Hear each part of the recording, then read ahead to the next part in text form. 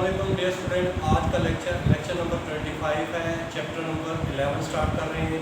Chapter number 11 जो है वो है जी ग्राफ के बारे में, ट्रिग्नोमेट्रिक फंक्शंस के बारे में। अब उसमें सबसे पहले आप दो डेफिनेशंस को देखेंगे। वो दो डेफिनेशन ये हैं, एक है पीरियडिसिटी की डेफिनेशन, एक है पीरियड की डेफिनेशन। इन दोनों को समझे। पीरियडिसिटी क्या है?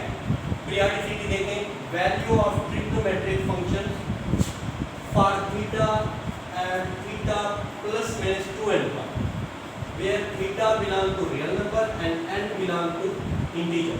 इसमें ये जो n है इसका मतलब है n belong to integer का मतलब है इसमें आप मतलब के 1 2 3 ऐसे -1 -2 -3 0 कोई भी वैल्यू पुट कर सकते हैं। 2 पाई ऐसे बढ़ता जाएगा, 4 पाई 6 पाई 8 पाई ऐसे -2 पाई -4 पाई -8 पाई। तो ये दरअसल ये इस चीज़ को बता रहा है कि हमारे पास कोई भी एंगल है, जैसे मिसाल के तौर पर हमारे पास एंगल है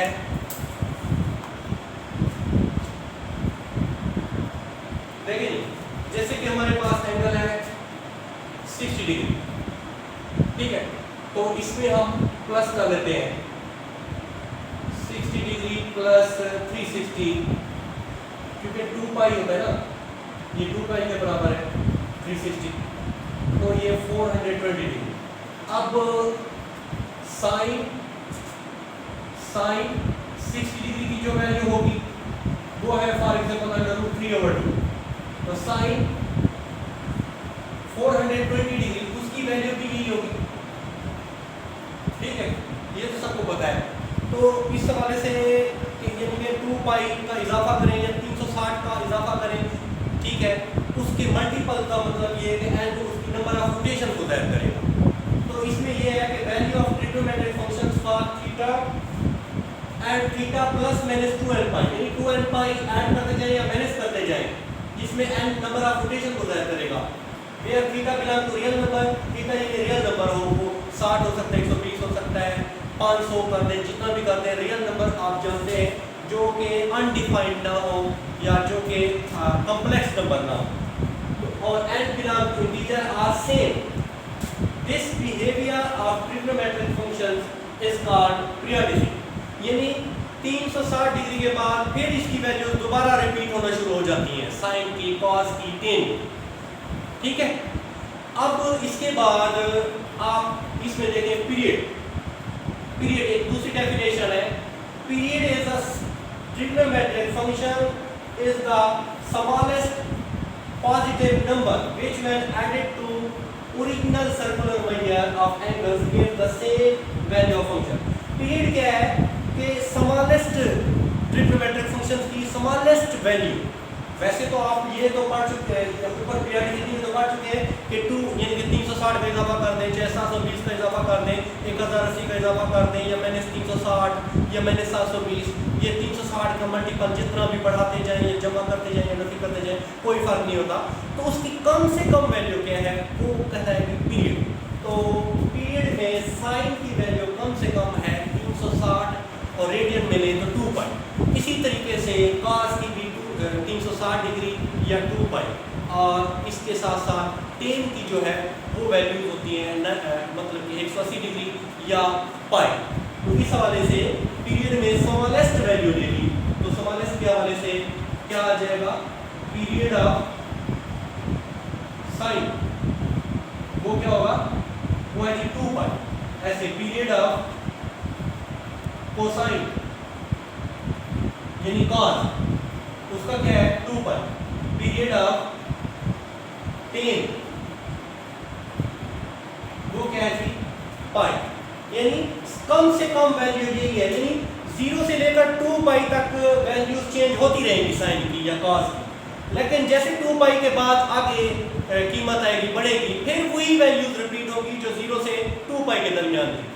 ऐसे टेन में ये है कि पाई तक जो वैल्यूज आ जाती हैं वही फिर पाई से ऐसे यानी कि 180 डिग्री तक जो वैल्यूज आ जाती हैं, फिर 180 या 360 के में जो भी लें वो वैल्यूज रिपीट होंगी जो 0 से 180 के साथ। तो इसका पीरियड जो है पीरियड ऑफ टेन का वो 2 पाई की बजाय इसका मजीद कम है पाई।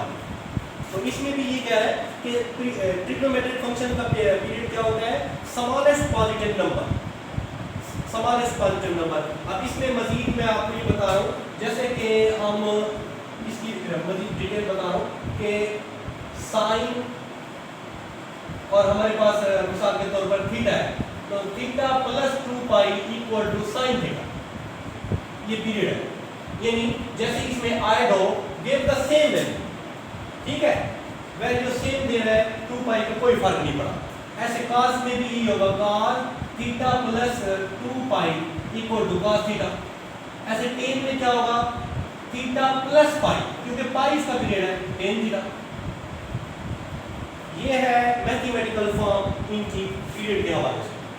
आगे आप स्टार्ट करेंगे एक्सरसाइज 11.1, ठीक है। देखिए जी, अब पहला क्वेश्चन है sin 3x, इसका पीरियड बताना है। sin थीटा का या sin x का पीरियड तो आप जानते हैं, अभी बताया है, वो था जी 2 पाई, लेकिन x की बजाय उसको ये वो 3x बन जाए या 4x बन जाए, फिर उसके पीरियड में भी चेंजिंग आ जाएगी। अब वो कैसे हम मालूम करेंगे, इसके लिए हम पहले सबसे पहले ये लिखते हैं कि we know that period of sine, ठीक है, period of sine is 2 pi. ये हम जानते हैं कि साइन का पीरियड क्या होता है, 2 पाई।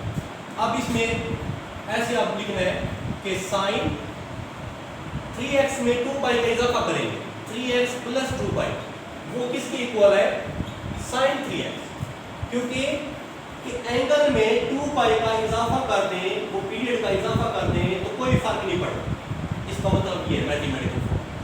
अब अगला काम हमने ये करना है, इसमें मजीद आप इधर ऐसे भी लिख सकते हो कि sine theta plus 2 pi equal to sine theta.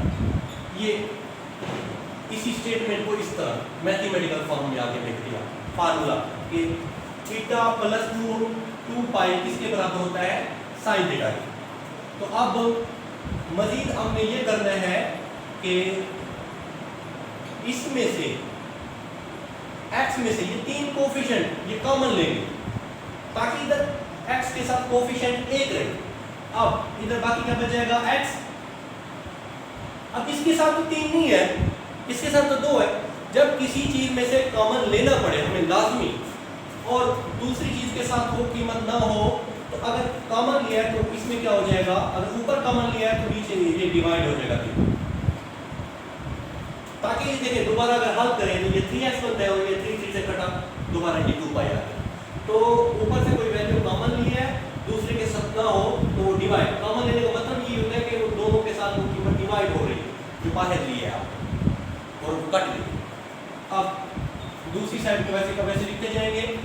अब देखिए एंगल x है, क्योंकि x के साथ हमने देखा क्या चेंजिंग आई है, पीरियड में 2 पाई हो। So period of sign 3x is क्या है, x के साथ जो कीमत ऐड में है वो है जी 2 पाई ओवर 3।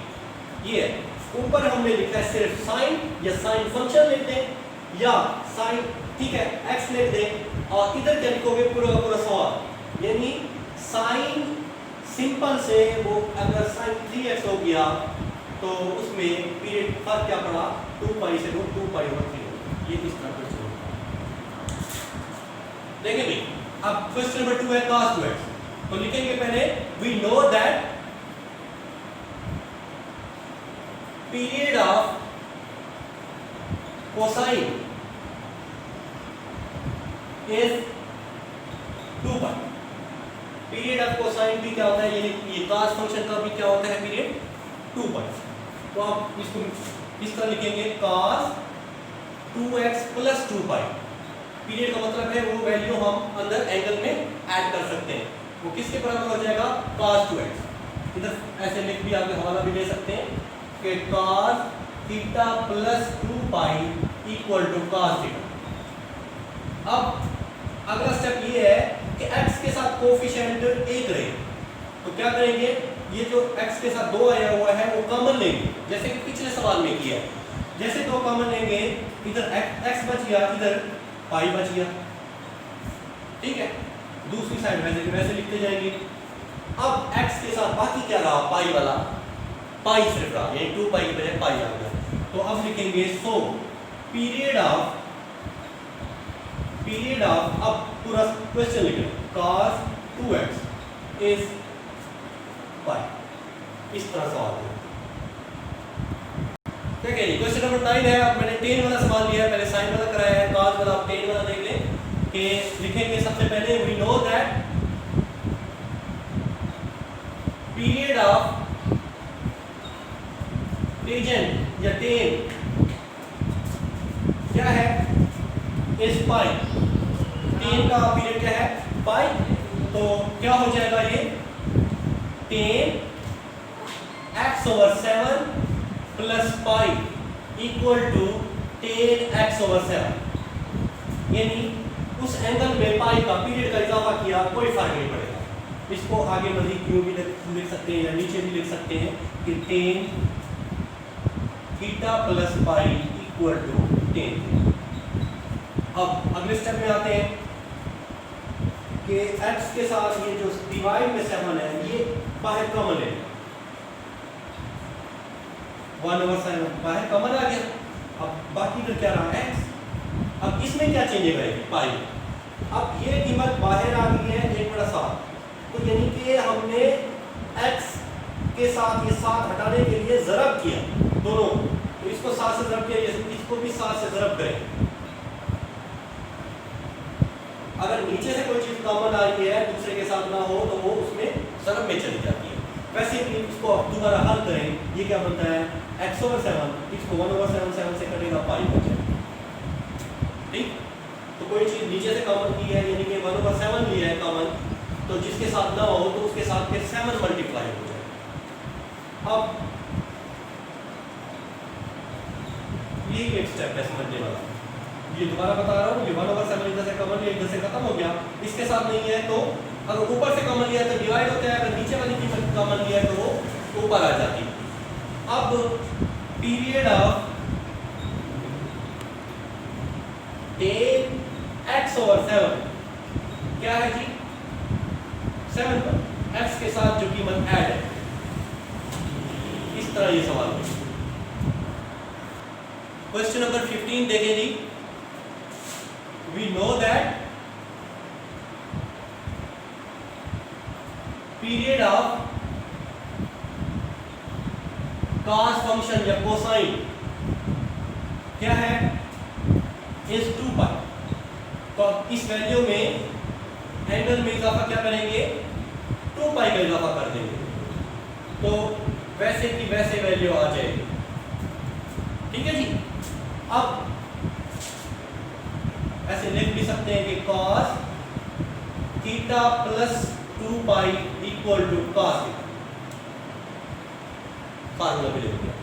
अब अगला मन हमने ये करना है, 3 cos x के साथ जो वैल्यू है वो 5, वो बाहर कॉमन ले लेंगे ताकि बाकी क्या अंदर बचे, x।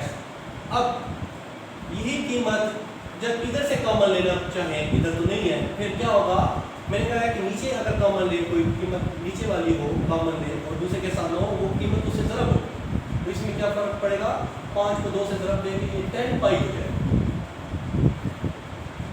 3 cos x/5।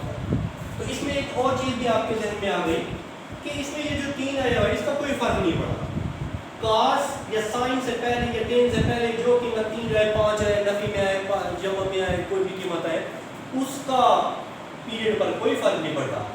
पीरियड पर असर पड़ता है, फर्क पड़ता है, वो होता है कि एंगल के साथ डिवाइड में या मल्टीप्लाई में कोई कीमत है, क्योंकि वो कॉमन जैसी लेंगे तो पीरियड पर भी फर्क पड़ेगा, वो इसकी वजह है।